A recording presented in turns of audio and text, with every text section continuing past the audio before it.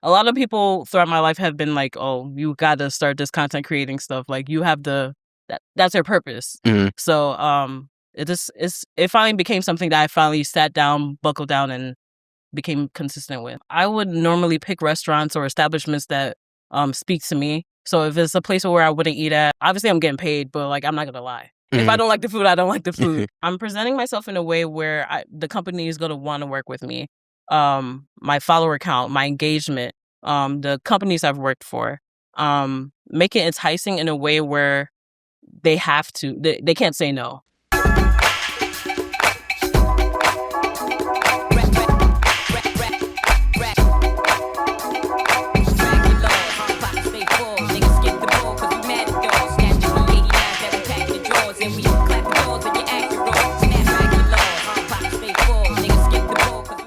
My working professionals, creators, entrepreneurs, I need y'all to tap in. Listen, if you're tired of fighting distractions at home or bouncing around from coffee shop to coffee shop, then Bamboo has exactly what you need to be able to lock in and get your work done. In addition to having flexible meeting rooms and event space, they've got a community that actually supports you while you're in the building. So if you're ready to lock in some space right now, guess what?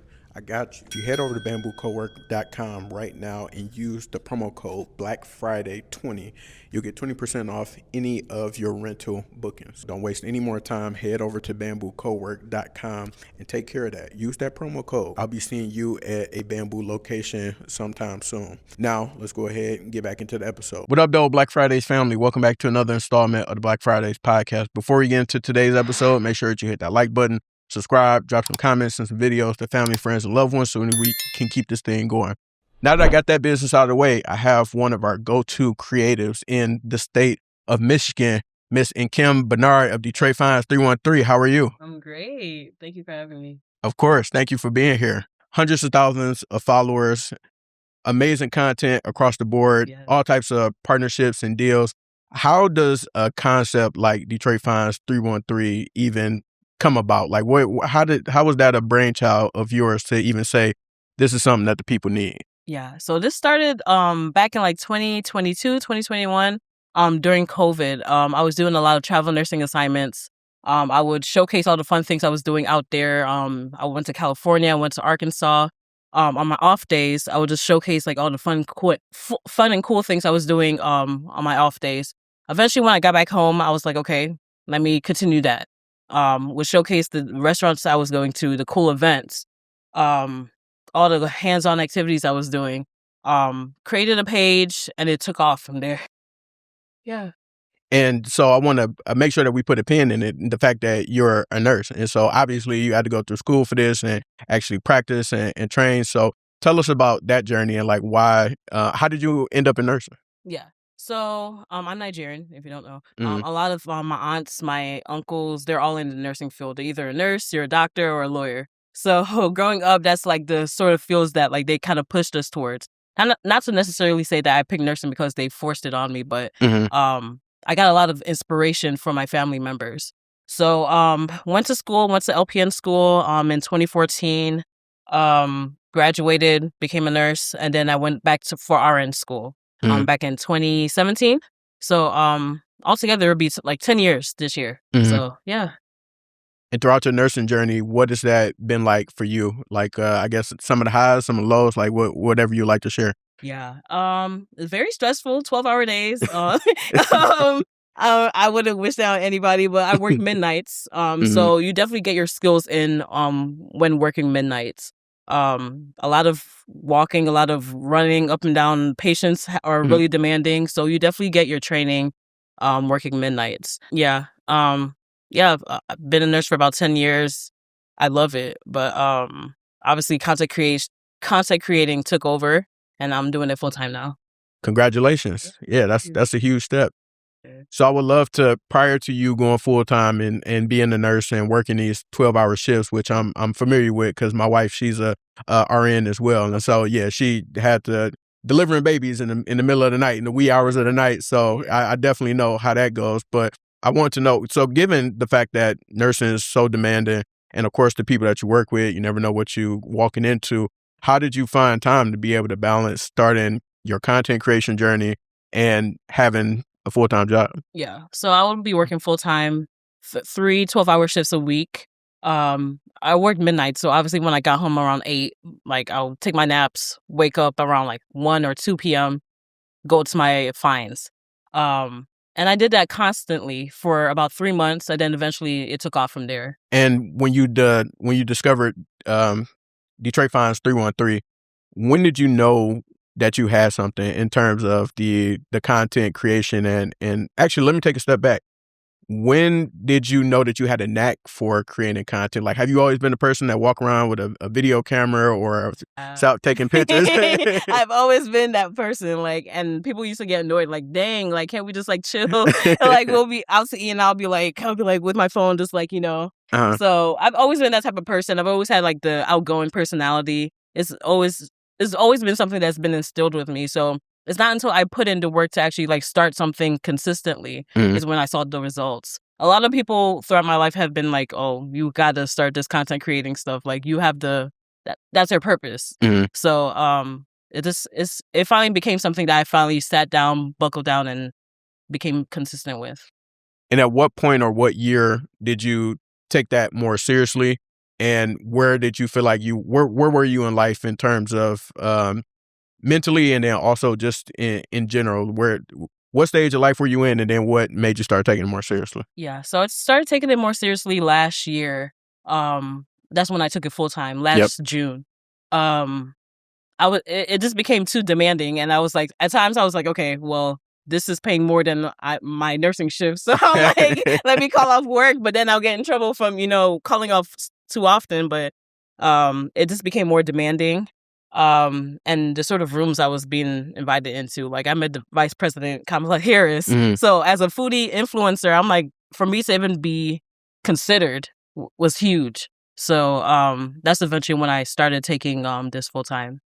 Was it the Kamala situation, or was that just one of the situations? Okay. It was just one of the situations, but like for the fact I was even considered, that kind of made a switch where it was like, okay, maybe I should take this full time. Gotcha. Yeah. And so we're going to definitely continue to dive into this content creation journey and building a brand about what you do. But I got to introduce you to my favorite part of Black Fridays, which is Freestyle Fridays. Okay. So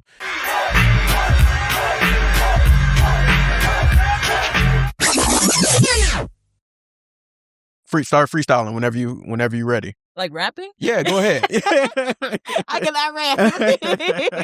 I am not a rapper. Oh, we take poems, we take interpretive dance, we take any type of way that you would like to express yourself. I mean, I can dance. That's the best I got. Well, kudos to you for actually at least giving us a dance move. But it's really just rapid fire questions. So if you don't mind, we can get into those. Got you. All right. So you mentioned your Nigerian heritage. I want to know, in your opinion, what's the most Nigerian thing about you? Some people are starting to say I have an accent. I don't hear I have it. an accent a little bit. Or I haven't noticed it. But it's with certain words. Okay. But I was born here, so the fact that people are saying that I have an accent, that means that like I'm around a lot of Nigerians. So yeah. So I would say that. And are you first gen, second gen? First gen. First gen. Yeah. Okay. Got you. Yeah. And then in terms of so obviously you're a foodie. What would you say is your favorite food or food that you could eat nonstop? I love breakfast foods. I love breakfast food. So I would say like shrimp and grits. I love shrimp and grits. I love pancakes. So like just any sort of pancakes. So like, I don't know. I'm a breakfast person. Yeah. Okay. Yeah. And then you said you did travel nursing at a certain point in time, right? I did, yes. Where are your favorite places to travel? Not for work, but just in general. Jamaica. I love the islands. I love anywhere that's warm. The Bahamas. Just recently I went to Arizona. So I was there this past weekend. So anywhere that's warm. If somebody had to play a movie if somebody had to play you in a movie about your life, who would you choose to play you?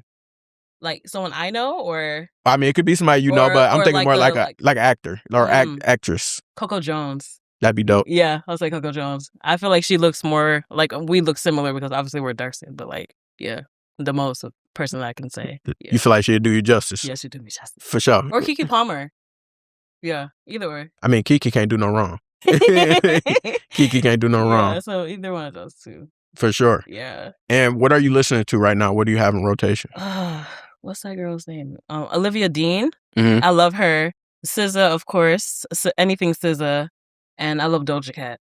Really? Yeah. That's So it's quite a combo. So I told you earlier that I had lived in Seattle for a while, and like when it came to Doja Cat, that was their idea of like hip hop and rap. Like She can rap. She can rap. She can. I agree. I'm personally not the biggest Doja Cat fan for her antics, but yeah, for some of her that makes sense. Yeah, but she's super talented. But that's all they played on the radio. Is that that's all they played on the radio it was Lil Nas X and Doja Cat. Like that was their hip hop. Yeah. Okay. Yeah, back in this is like 20 this is like COVID. COVID. Yep, exactly. Well, well, thank you for partaking in Freestyle Fridays, even though you didn't freestyle. Well, you did dance. You gave us some dance.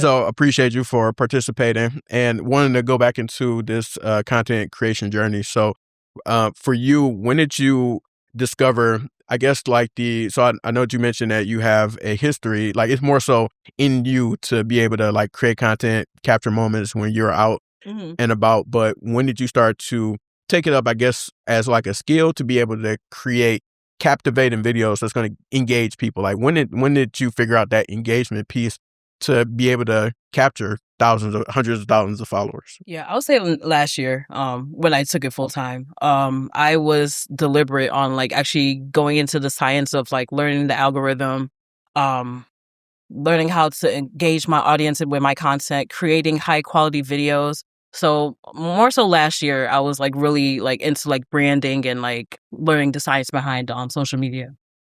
You know, you gotta break it down for us. So so I found your page on Instagram. I have been following it for years. Yeah. And I didn't even know that it.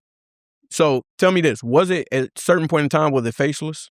Yes. Okay. Yeah. All right. Perfect. All right. So I'm not tripping. So because I'm like, I didn't know that you were the person behind the brand until more recently, probably like within the last year or two. Okay. Yeah, because that was deliberate. Because initially, like when you start something, you're afraid of failure. So if you don't see somebody behind the page, you're gonna be like, okay, well, if it fails, no one knew who it was. So that was deliberate. Okay. Yeah. I was happy it was somebody of the culture because there are pages that have similar content, but they're not like people who are of like the culture. They're not like us. So it was good to be able to know that. So algorithm, can you please break down to us? So I found your page through Instagram. So I was going to ask you about at least the Instagram algorithm. And so based on your research, tell us how it all works, because I have no idea. I just be posting. Yeah. So before you post, Instagram wants a signal that you're active. So that can be with you posting 3 times a week, or that can be with you engaging 10 to 15 minutes before you post. So like just like commenting on people's stuff. That sends a signal to Instagram like, okay, this person is active. Let's push their stuff once they post. So that's one thing. What else? Just using the platform's features. So like if you're going to post, make sure you post it on your stories. Send it to all your friends. Little stuff like that. So you say, is that considered spamming if you just start sending it to your friend, or you just say send it to a couple people so it can start to get the ball rolling? I didn't think about that, but yes. Okay. Use your own personal page to share that video. Yes. Yeah. Instead of the page that you're posting on. Okay. Yeah. And then send it to people. Also. But also comments on it too. What about hooks and all that stuff? Because I know it's important, but it's like important. I don't be wanting to do it. But then I also know you can't just show them like, hey guys, because that don't work no more. Yeah, because you need to capture the audience within that first 3 seconds. So hooks, finding really engaging hooks, or saying something wild to capture the audience. Or it could be a verbal hook, or it could be a visual hook. So there's a video that I just posted like a couple of days ago when I was in Arizona. Yeah. And I was showcasing like, oh, look at Detroit, Michigan. Yeah. That was a visual hook. People got mad because obviously that's not how it looks like in Detroit right now. You're right. So it almost pissed me off. Yeah. So that went viral. So little stuff like that. So either a visual hook or verbal hook. And then is it, I'm trying to think what else in terms of Because it's so many gurus. Everybody so know the much. algorithm Yeah. and what you got to do, what you shouldn't do. And then there's theories, so like you don't know for sure if that's like an actual thing. People just be throwing stuff out there. Yeah. What about TikTok? Have you dived into the TikTok algorithm? I gave up on TikTok. TikTok is for the younger crowd, people who have time. You have to post every day in order to be like successful. But prior to TikTok Shop, it was easy to just like post a video and it will just go viral. So that's not the case anymore because of TikTok Shop. So I post just to post, and sometimes it goes viral, sometimes it doesn't. But Instagram is my main like squeeze. That's my main squeeze. So yeah, millennials, Instagram, we locked in, and Facebook too. So for sure. And then I'm sure that Facebook, you're probably able to get a lot of traction. They say you could get more bang for your buck on Facebook if you figure out if you can crack the code. Yeah, but it's not really much of a code at least for me on Facebook. You just post it and it does well. Same deal. Yeah, you can cross post from Instagram and Facebook, and that's what I do. What is at this stage of where you are, like hundreds of thousands of views, probably millions of views at this point, what's your threshold to say this is a good video, this is good content, this is not? Or do you detach from that? You just post it and let it go? Yeah, I'm trying to detach from that because I get so focused on like views and like shares and all that stuff, and I start to compare myself, and I hate doing that. and that's normal with any industry that you're in. Like it's normal to be like, oh dang, we posted the same thing at the same time, but theirs is like taken off or mine is taken off, So I try not to do that. I try not to do that. Yeah. Because like you can post a video and it can be like doing really bad for like the first 2 days, and then randomly it'll just like pick up. So I try not to look at views. So that happens to me on YouTube. Yeah. It happened to me a few times where I do an interview, I put it out, and it doesn't necessarily get a ton of attention. It could be like the first 3 to 6 months. Yeah. Then out of nowhere, it takes off, and then now I got hundreds of extra views on the video out of nowhere. Yeah. So I think that's part of the benefits of building a library and a catalog, because like you don't know what's gonna pop and when. Because I'm trying to think of examples of songs that this have happened to, but it's music that artists will put out, and then maybe the song will be out for a couple of years. Yep. Wobble. You remember when Wobble first came out back in like 08, 09, somewhere around there? It did not take off. A few years later, they came out with the hustle to it, and then now you can't go anywhere major event, especially with black people there, that you're not gonna hear the Wobble. Yeah. That's been happening with a lot of the oldies, like the musics from like back in the day. Because I know like Liberian Girl by Michael Jackson, they're doing like a huge routine on not Facebook, but it's on TikTok. Yep. Yeah. So yeah. And Black and White. I saw that recently. Oh, really? Yeah. I did see that one. I forgot what the content behind it was, but they started using Black and White too. Okay. Maybe because of his movie that's coming out. Got to be. Yeah. But I mean, it might be a plot. You never know. Yeah. So what about trends? Do you follow any trends in terms of your content, or have you leveraged any trends, or you just do your own thing? I probably should. I feel like I focus mainly on like food reviews, so I'm trying to like pivot out of that right now. Okay. So yeah, that's where I'm at right now. Some of the conversation that I have in terms of podcasting is that people feel like it's oversaturated. Everybody has a podcast and blah, blah, blah, blah, blah. Do you feel similarly in the content creation space, especially in the influencer space / foodie space? Yeah. No. Everybody has their own spin to how they present something. So we can all go to the same restaurant. This person may find this specific thing that like really sparks viral content. So I think although there's a lot of people in a space, everybody has their own like sort of spin to how they present content. So I don't think that it's oversaturated. How do you keep your blinders on to say like, I know how I want to make my content and I'm going to continue to develop it my way, versus being able to look at what other people are doing and developing and not get distracted by that or discouraged by it? Right. So I stay true to myself. I have my own personality.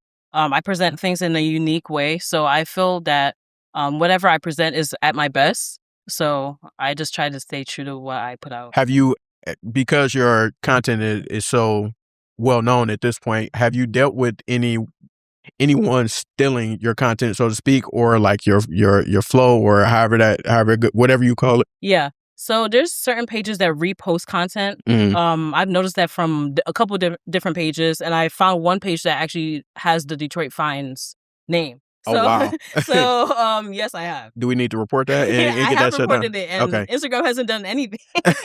But that was like last year or 2 years ago. Okay. Nothing. And so they taking the whole video just re-uploading it. Yeah.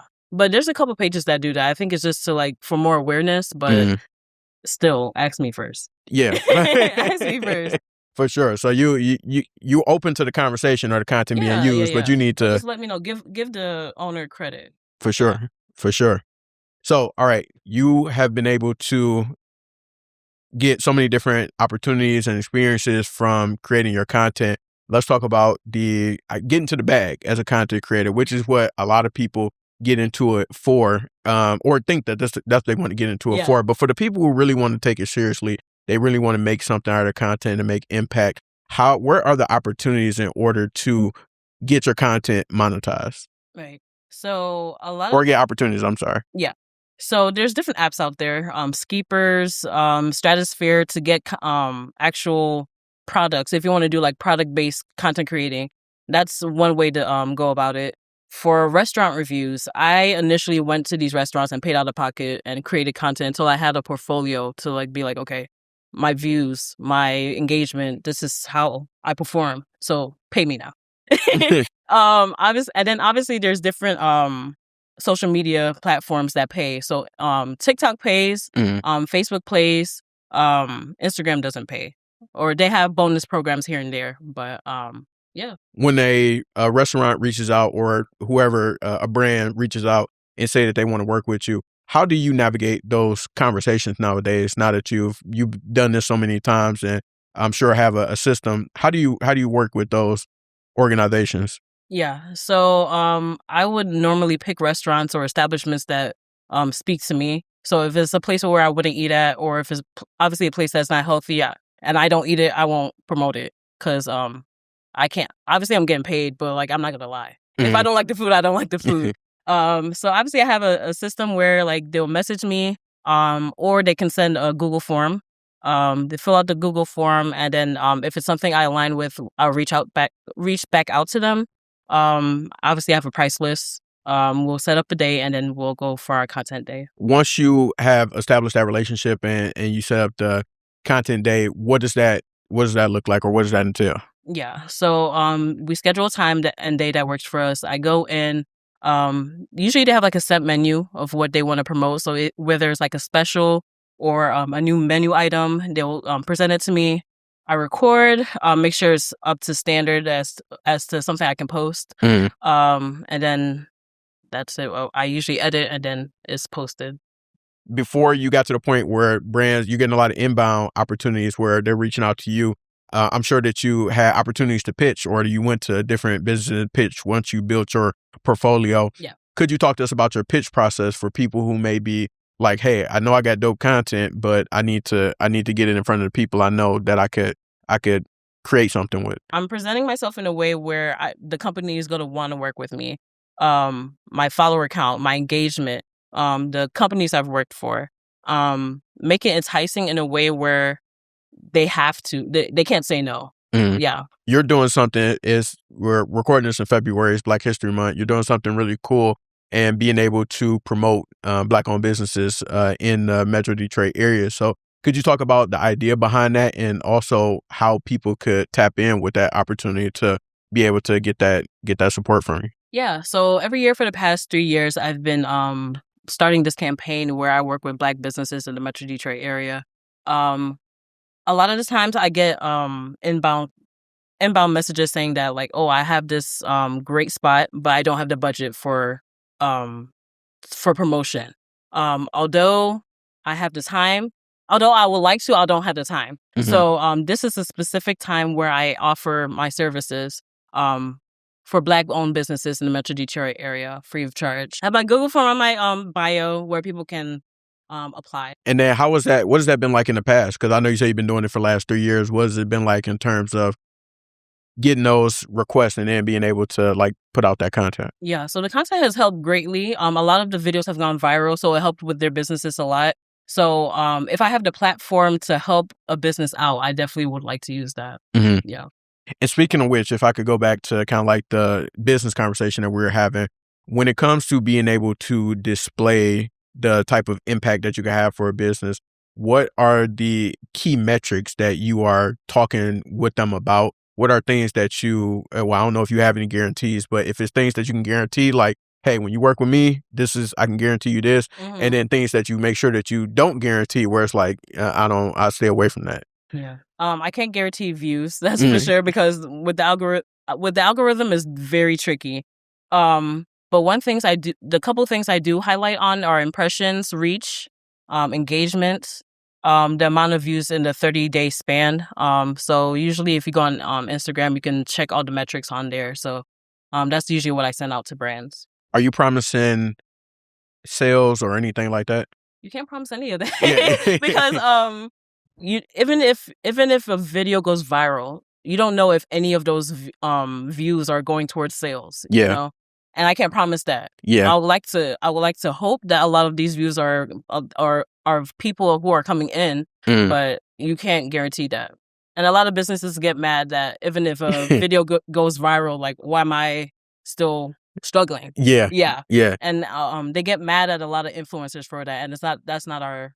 That's not the goal. That's not the goal. Yeah, it's so many things that, and I'm glad you said that, because there's so many things that you cannot guarantee. It's so many things that's outside of your control that you can't guarantee, even if you wanted to. Because let's say, for example, you did have that ability to just be able to, like, you knew exactly how to get people to go and sell.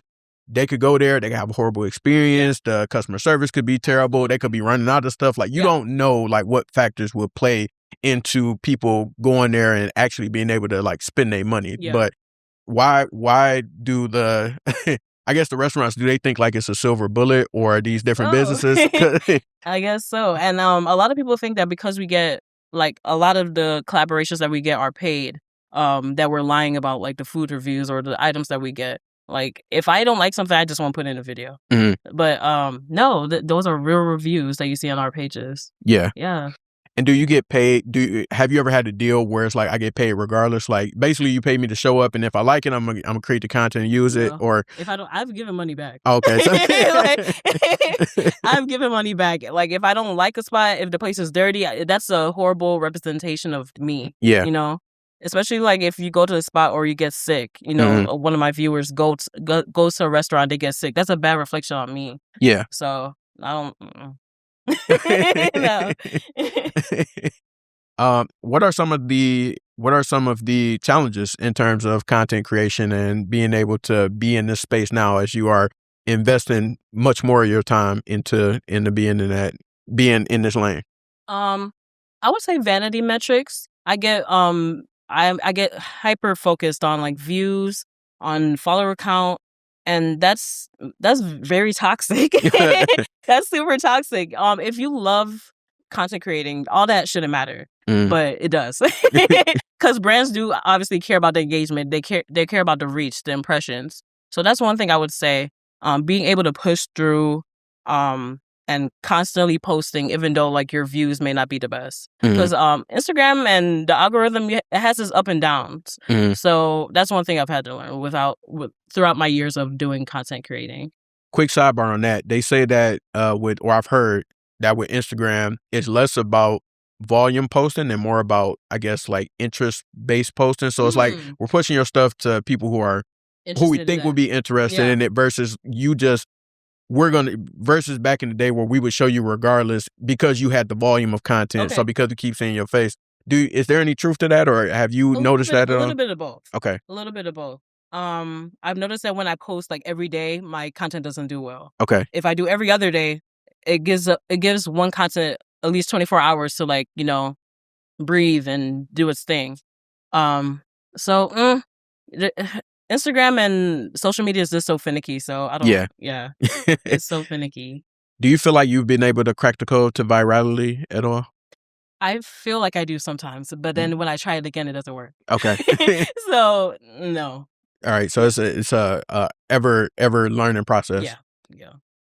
And so for Detroit Finds 313, I'm curious as to, do you offer services? You do curated experiences, right? Yes. Oh, experiences? Or it was something, your interview that you did with Bounce, one of Yeah. So experience seekers. Experience seekers, Yeah. that's So what it is. experience Yes. seekers are a group of individuals of Detroit Finders Uh-huh. who just are in love with experiences. So like hands-on activities, festivals, restaurants. That's a specific community of Detroit Finders. Okay. Yeah. And then that's your community, or you're a part of the community? No, I'm part of it, and it's my community. Got you. So- All right.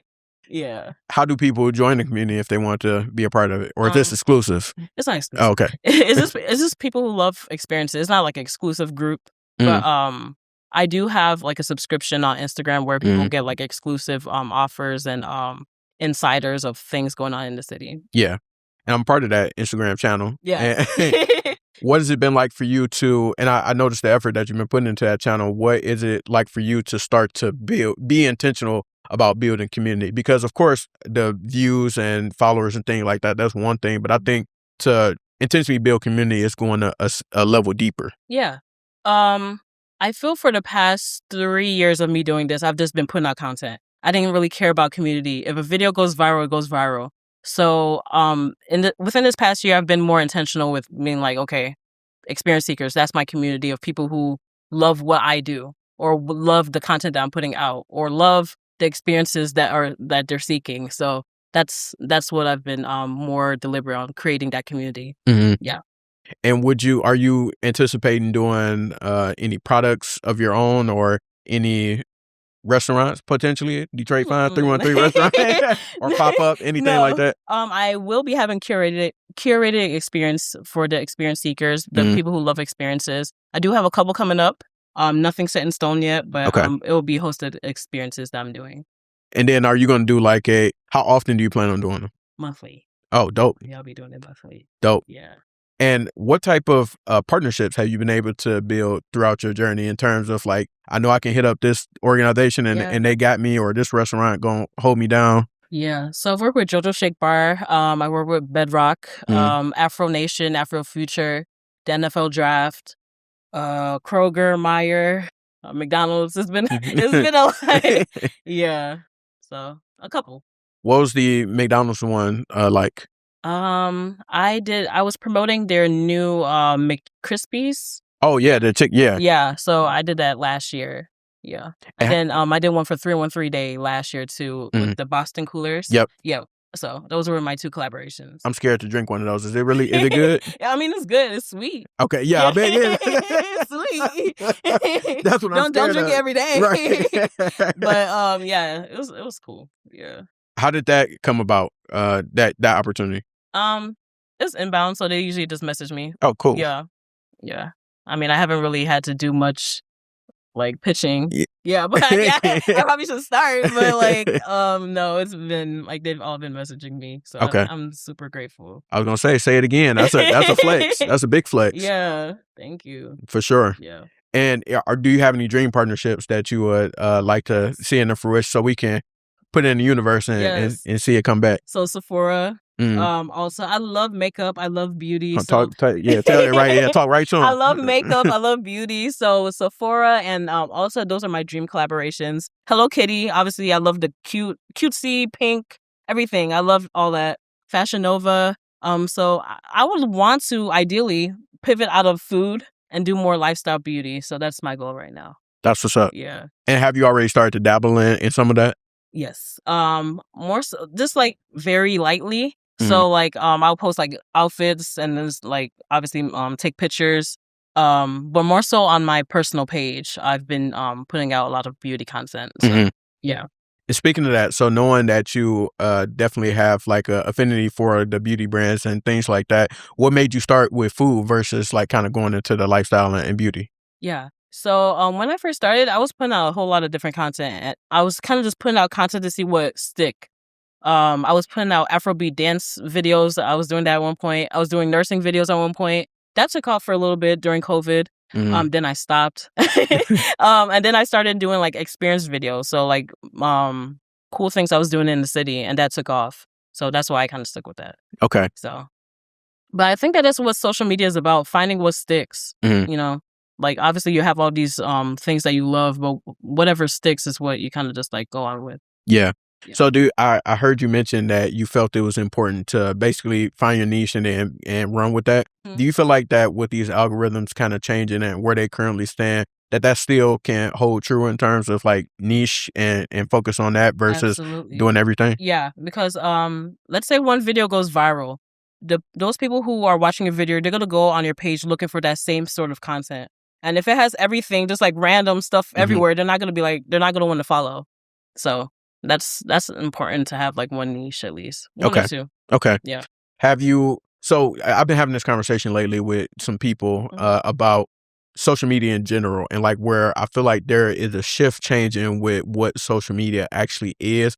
And it's Mhm. not the social media that we grew up with, like Yeah. where Oh yeah. we had you go from MySpace to Facebook Mhm. to Twitter and like it's not the same where It's it's like not I'm the same. keeping up with my folks. Now it's more so like I think it's more of an invasion of kind of it's more so like interest media where it's like what the Absolutely. things that you into, you'll be able to find it. Whatever it is, we're gonna push it to you on these platforms. Absolutely. And Yep. so I'm wondering if you are concerned at all about like social media changing in that way, or do you think that it's an opportunity?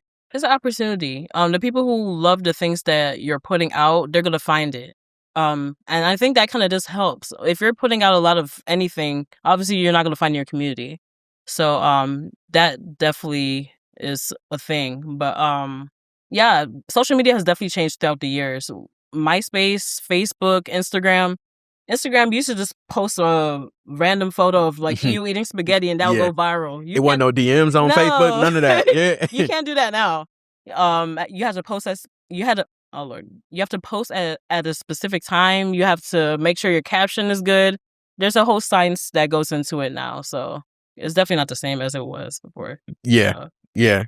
And would you play around with different social media platforms or different entities? Like, I'm curious, would you ever go to a YouTube and do longer form content? I'm trying.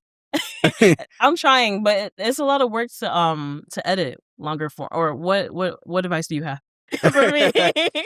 I'm so glad you asked. So Because that's my next step. for sure. So Yeah. I think that based on so I always tell people that I'm a big proponent of long form, and then can be able to chop that up into so many different avenues of media. So for example, I do the podcast and then I record this. I start with YouTube in mind. So the full length thing is on YouTube.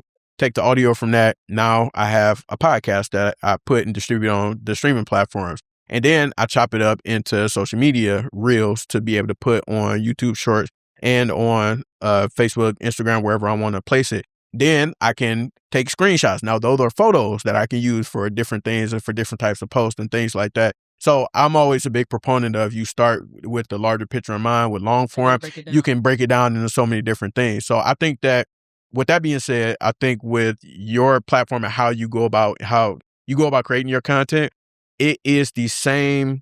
It's the same skill set. You're just doing it for longer form videos. Now, in terms of YouTube, I still ain't fully cracked that code. Like Okay. I just keep showing up, and Okay, it's okay. starting to a lot of things are starting to click for me because mine's is based in the podcast. So I have something to post every week. Okay. But in terms of the content that I typically interact with, like some of people who have been doing like vlogs and stuff like that, or talking head videos for a long time, Yeah. I think that a lot of those same skills apply that you would do on a social media video, or it's just in a shorter span of time. But Okay. if you, for example, if you decided to put some energy into vlogging and creating like 8 to 10 minute videos, Yeah. you chop that down. Now that's social media content for a couple weeks. Yeah. So that's how I think about it. So That would batch be my, creating. yeah, Okay. exactly. Okay. It's a hack to be able to batch create because you start with this long form. Mhm. And for example, I always tell people, and maybe you'll steal this philosophy from me. If you go on a podcast or you go on anything that's like recorded, take that, put it into Opus Clip or AI Clip, whatever, or you go. I haven't heard of that. We gonna talk about we Okay. gonna talk about it. But Okay. so put in the Opus Clip AI Reels creator, and it tell you like a virality score and all that. I feel like I'm giving them a commercial. Y'all, Opus Clip, y'all gonna have to y'all owe me. But Opus Clip. yeah, so Okay. OPUS clip. Okay. And you put it in there, they chop it up, you tell how long you want your clips to be, and then they do the work from there. But if you go on a podcast like Black Friday, it's then you take the interview and all you need to copy is the link, you put it in there, they chop it up and make reels for you. Now you got content to be able to post on your social media platform. Yeah. This AI stuff. Or you chop it up yourself and you can go back, or you have somebody chop it up for you. But always use that as a way to be able to, of course, promote the episode because that's an opportunity for people to learn more about you and the business behind what it is that you do, especially like a conversation that we have. But then there's also more opportunities to be able to have content and show up in different places. So that's my soapbox about Opus. Yeah. Okay. Yeah. I love it. Yeah, you gotta tap in the Opus Clip for sure. But yeah, I think you can a ton of transferable skills if you plan on getting into the YouTube game. Okay. I'll definitely take those skills into use. I appreciate that. Yeah. So let me know when you start playing around with YouTube. Okay. Definitely. And then or let me ask this. What's in the crystal ball for you personally, and then also Detroit Finds? What do you see on the horizon, and what are things that are upcoming that you could tell us about? Yeah, so obviously pivoting out of food content because I don't want to be 200 to 300 pounds by next week because those pounds can definitely add up. I was going to ask you. All right, yeah. I'm glad you said that. So how does that work? Because I know people get meals in order to make the videos with, but like, are you eating all of this food? And then, okay. Are you wasting a lot of food? Like how do it work? I give it to a lot of my friends. Okay. I give it to a lot of my family. Like if I eat that, I'll be like 700. I will be 700 pounds. But no, I give it away. Okay. I take a couple bites here and there, but besides that, no. Okay, good for you. But in a crystal ball, obviously I'll be wanting to pivot into beauty content. Mm-hmm. Hosting more events, my experience seekers events. Being more community oriented. I'm working with a couple nonprofits in the next couple months, but just giving back to my platform. So, yeah. And speaking of which, I almost forgot this, but I definitely got to ask you because I see a lot of content creators or food content creators who go to a lot of these restaurants in Dearborn. I live right by Dearborn. So I'm wondering, is that where the bag is? Because Dearborn is like the food. That's like the foodie city. Yeah, like that's the foodie town. Michigan Avenue and food galore. Yeah. So there's a lot of opportunity in Dearborn because like there's so much food spots. Yeah. But yeah.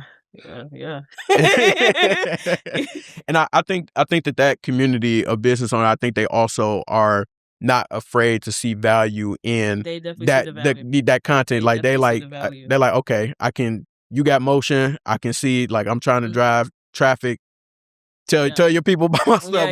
We can figure something out. Cause a lot of people come to me wanting promotion, but I mean, not to say that like if you don't have the funds, I won't help you. But like sometimes they want us to prove to them like why they should work with us. But like if you came to me, obviously you see my work. Right. You know? So yeah. But a lot of the businesses in Dearborn, they already see our worth. So yeah.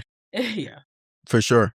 And then are you, I noticed you kind of on a bit of a media tour. So you had a Detroit Free Press article. You went on Bounce 105 on Black Friday's podcast. Yeah, are you going to continue to do do more of these? If I get asked to, absolutely. Yeah, I never expected to even be here. Yeah. At this point, you know, I'm very grateful though. Yeah. For all the opportunities I've been given. And CreatorCon, I think we actually met at CreatorCon. And so like, do you plan on doing more stuff like that? Yeah, definitely, absolutely. If the opportunity presents itself, absolutely. For sure. Yeah. And so before we get up out of here, I got to ask you: is there any parting words that you would give to people who are out there struggling to create whatever content that they might be passionate about or scared to pull the trigger on actually doing things like that? Any words of encouragement for them or words of motivation of how they can be able to create freely? Yeah, I would say don't stop. If you have a vision, definitely go for it.